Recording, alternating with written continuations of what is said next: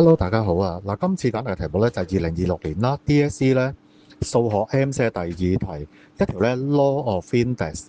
指數定律嘅題目嚟嘅。嗱，睇睇個題目，九嘅3n 加1次方啦，over 咧3嘅 2n 加3次方括弧啦，作成27嘅 2n 加次方括弧。咁我哋咧點樣化簡呢？嗱，睇睇咧個做法啊，一開始都係我哋唔好抄錯題啦。然之後9咧，譬如3嘅2次方括住佢啦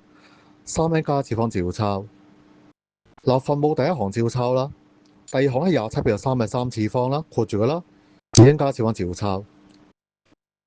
然後分子譬如3嘅6n 加2咁多次方，分母就係3嘅2n 加3個次方啦，再人3嘅6n 加3個次方。嗱，之後啦，我哋睇到咧分子分母可以約簡啦，我哋可以約咧3嘅6n 加2次方，咁變到1啦 ，over 3嘅2n 加3次方括住佢啦，再乘咧3嘅1次方，化簡之後變到1 over 3嘅2n 加4咁嘅次方啦，咁又要1 over 咧3嘅2次方括住佢啦，再乘 n 加咁嘅次方，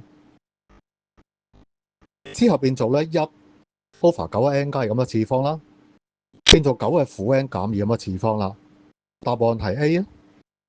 我哋咧會繼續咧拍埋咧其他咧題目咧嘅 solution 嘅，歡迎咧大家咧訂閱咧我哋嘅頻道啦，同埋 share 咧出去咧俾身邊嘅朋友啦，多謝大家。